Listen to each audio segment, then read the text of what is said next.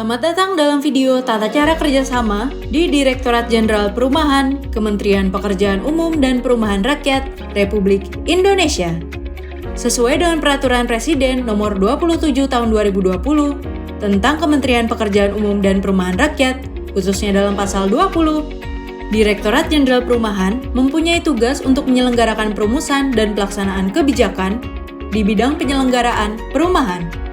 Terkait pelaksanaan kebijakan tersebut, Direktorat Jenderal Perumahan dapat melakukan kerjasama dengan berbagai pihak. Pelaksanaan kerjasama dalam lingkungan Direktorat Jenderal Perumahan ini dilaksanakan dengan dasar hukum Undang-Undang Nomor 1 Tahun 2011, Undang-Undang Nomor 20 Tahun 2011, Peraturan Presiden Nomor 27 Tahun 2020, Peraturan Menteri Pekerjaan Umum dan Perumahan Rakyat Nomor 29/PRT/M/2016 dan Peraturan Menteri Pekerjaan Umum dan Perumahan Rakyat Nomor 7 Tahun 2022.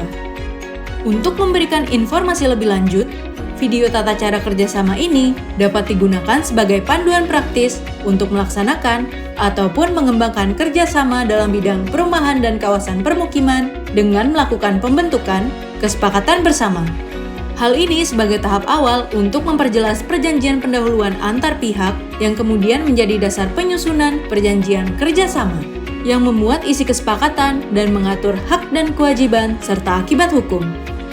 Kesepakatan bersama dan perjanjian kerjasama.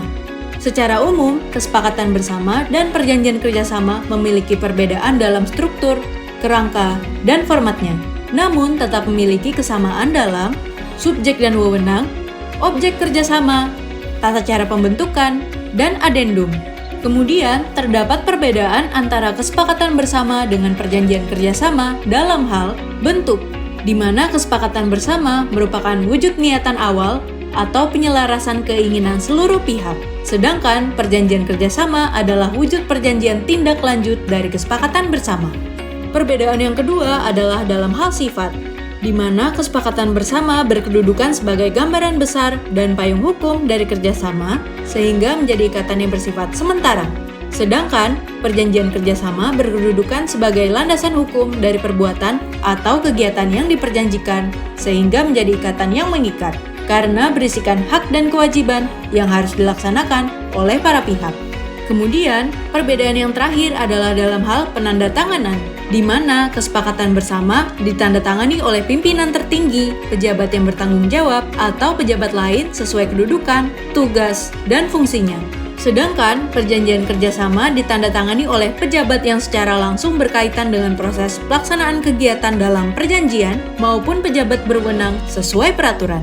Dalam lingkungan Direktorat Jenderal Perumahan, objek yang dapat diselenggarakan dalam sebuah kerjasama adalah objek dalam bidang perumahan dan kawasan permukiman. Sedangkan sebagai subjek kerjasama, Kementerian PUPR dapat melakukan kerjasama dengan kementerian atau lembaga pemerintah non-kementerian, perguruan tinggi atau lembaga pendidikan dan pelatihan, pemerintah daerah di mana kerjasama antara pemerintah daerah dan pemerintah pusat dapat dilaksanakan dengan mematuhi Permendagri Nomor 22 Tahun 2020 dan pihak terkait lainnya. Tata cara pembentukan dan adendum.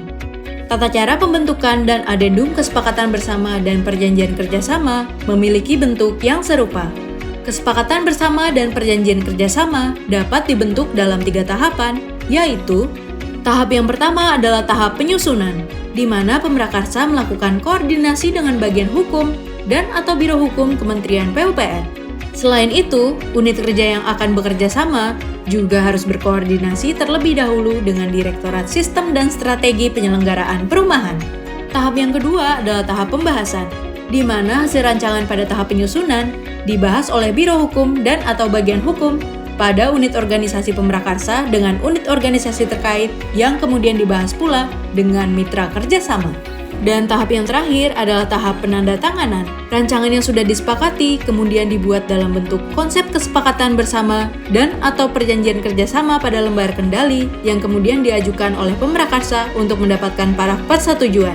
Sementara itu, untuk adendum dari kesepakatan bersama dan perjanjian kerjasama dapat diingat bahwa para pihak dapat melakukan perubahan atas ketentuan kerjasama yang dapat disebabkan karena adanya perubahan pada subjek, objek kerjasama, perubahan perundang-undangan, dan atau sebab yang sah lainnya, di mana mekanismenya dapat diatur sesuai kesepakatan para pihak.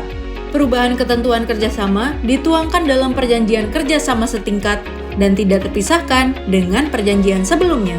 Setelah seluruh proses yang telah disebutkan, maka kerjasama dapat berakhir apabila terdapat kesepakatan para pihak sesuai prosedur yang ditetapkan dalam perjanjian, tujuan perjanjian sudah tercapai, terdapat perubahan mendasar yang mengakibatkan perjanjian kerjasama tidak dapat dilaksanakan, salah satu pihak tidak melaksanakan atau melanggar ketentuan perjanjian, dibuat perjanjian baru yang menggantikan perjanjian lama, muncul norma baru dalam peraturan perundang-undangan, objek perjanjian hilang, terdapat hal-hal yang merugikan kepentingan nasional, serta berakhirnya masa perjanjian.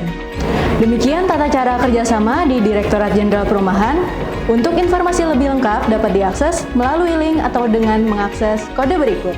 Terima kasih dan semoga bermanfaat.